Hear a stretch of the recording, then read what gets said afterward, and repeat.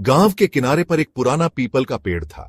उसकी छांव में अक्सर एक युवक अर्जुन बैठा करता था। वह घंटों पेड़ के नीचे आलस में लेटा रहता, कभी आकाश को ताकता, कभी मिट्टी से खेलता और कभी अपने भविष्य के बारे में सोचते सोचते समय गंवा देता।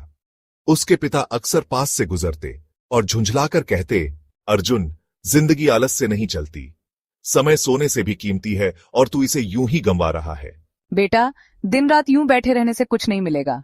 दूसरों को देखो, सब मेहनत कर रहे हैं और तू बस सोचता ही रह जाता है। अभी तो मेरी उम्र ही क्या है, मेहनत बाद में कर लूंगा। एक दिन गांव में खबर फैली कि एक महान साधु आ रहे हैं।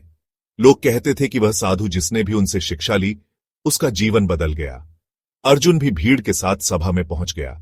साधु पीपल के पेड़ के नीचे बैठे और मुस्कुराकर बोले, बेटा, मनुष्य का सबसे बड़ा शत्रु आलस्य है। जो कभी खाली नहीं बैठता, वही संसार का सबसे सफल इंसान बनता है। अर्जुन के कान खड़े हो गए। साधु आगे बोले, मैं तुम्हें 7 नियम बताता हूं जिन्हें हर सफल व्यक्ति अपनाता है। अगर तुमने इन्हें जीवन में उतार लिया तो असफलता कभी तुम्हारे पास नहीं आएगी। पहला नियम, समय की कद्र करो। हर दिन तुम्हें 24 घंटे मिलते हैं।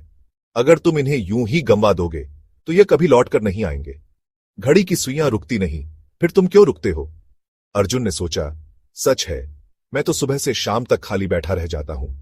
दूसरा नियम, लक्ष्य तय करो। बिना लक्ष्य के जीवन वैसा ही है जैसे बिना पतवार की नाव। लहरें तुम्हें जहां चाहेंगी ले जाएंगी। अगर मंजिल चाहिए तो पहले उसे तय करो। तीसरा नियम, काम को हिस्सों में बांटो। कोई काम कितना भी बड़ा क्यों ना हो, अगर तुम उसे छोटे छोटे हिस्सों में बांटकर पूरा करोगे तो वह आसान हो जाएगा। पहाड़ भी छोटे पत्थरों से बना होता है। चौथा नियम, सीखना कभी मत छोड़ो। किताबें पढ़ो, अच्छे लोगों से बात करो, अनुभवों से सीखो। जो सीखना बंद कर देता है वह जीते जी बूढ़ा हो जाता है। पांचवा नियम, अनुशासन अपनाओ। सफलता आलसियों को नहीं, अनुशासित लोगों को मिलती है।